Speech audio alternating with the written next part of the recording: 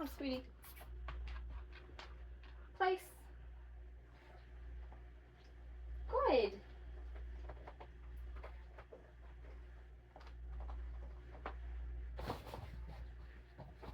Good girl. Break. Good. Place.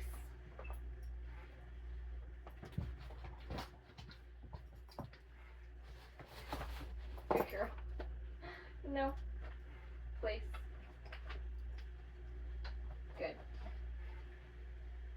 Break. Good. Place.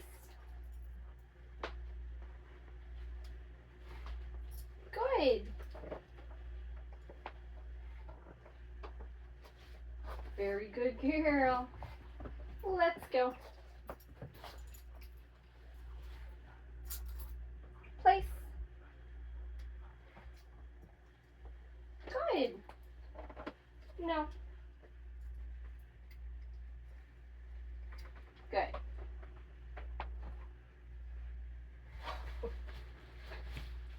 So hard. Let's go. So this is a similar to behavior. Let's go. Let me turn it up. It's a similar behavior to what she does on the walk, where it's like, I just don't feel like it. I really don't want to do that right now. I don't want to go that direction or whatever it is. Or maybe even something's making me a little uncomfortable. It doesn't matter. She's very, very accustomed to just kind of putting on the brakes and just hunkering down and hoping that'll all go away. So we're just seeing that same thing here, right? Nothing's happening. I'm just teaching her to go to plays, right? Which we did 2 play sessions with her yesterday. Joyce did. And so she actually knows it pretty well, but this is the stage where we start introducing a little bit of accountability with our guidance, right? Instead of just spoon feeding the dog all the time. And you can see, like, she knows the behavior, because once I do bump this up a little bit, and I've been between a 10 and a 25 on here, and a 10 is low, like I can't even feel a 10. But once I do bump this up a little bit, she tends to go even without any help, which means she does know what we're asking for, which is important.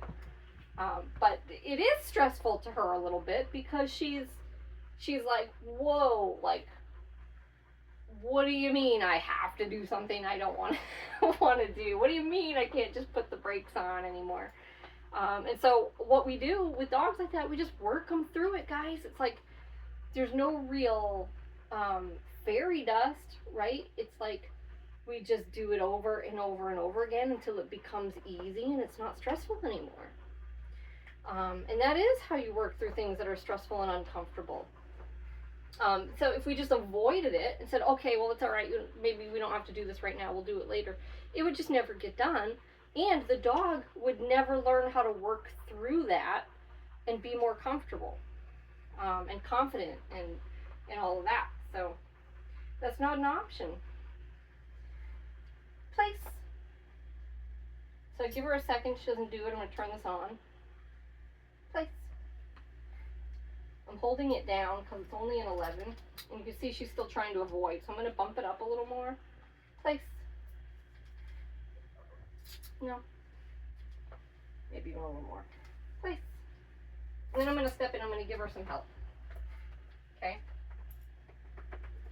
Good. So could I have gone higher? Yeah, I could have. I'm just choosing not to, because we're still early in the training. And so I bumped it up. I bumped it up a little more. She still wasn't giving me what I want, so I'm just going to step in, give her some help, and the next rep might look better. If it doesn't, it certainly will at some point. Let's go. Good. Her getting off the cot was better that time. Place. Right, and then I'm going to turn this on again. Good. So that was a 12. And the number doesn't matter, right? I'm just telling you for your information, because people want to know. I don't really pick the number. Usually the dog does, right? So break. We're looking looking for a number that's just motivating. She's not breaking, so I'm gonna pressure, bump it up, break.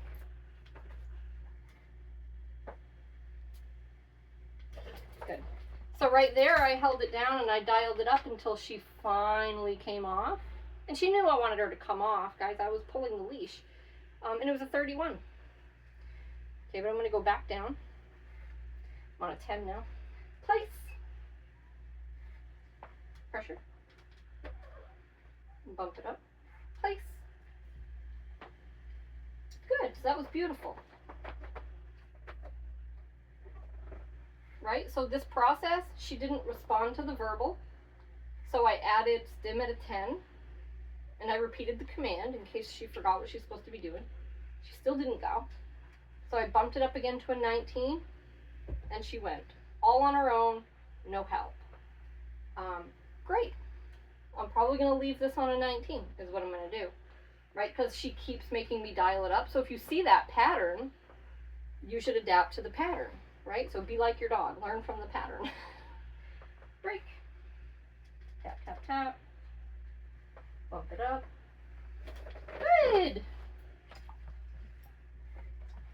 So I'm going to leave it back on a 19 because I just had to turn it up to get her to break. Place. So that time it was just a verbal. She didn't need any stim at all. Good girl. Break. Tap, tap, tap. Bump it up. Good. So that's also been consistent. That I need to dial it up into the high 20s or low 30s to get her to come off. Place. Ignored the verbal, so I add pressure. Place. Shut it off. Good. 19. So I'm staying on a 19 for this because that seems to be the magic number right now for that behavior. Good. And when it comes to getting off the cot, the number actually needs to be higher. So preemptively, I'm going to turn it up to 28. Break. Good. She's just trying to do her old thing, that's all. Place. Good. That was just a verbal as well.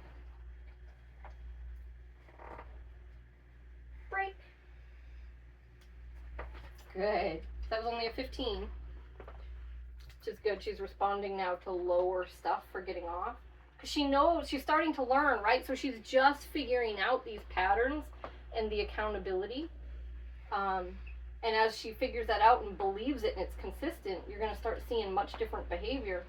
And we're not going to need to use this to get behavior so much anymore, right? So we're still wicked early in the training to be talking about that, but you do see that stuff develop with every exercise that you do.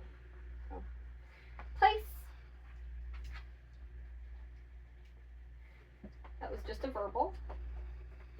Good. Good job. Just give her a second. And then I'm going to go ahead and do the B word. Break. Pressure. Good. Good girl. Come here, sweetheart. Come on. That's a good girl. And we're teaching her leash pressure. Good. Woo, hard work, huh? Oh,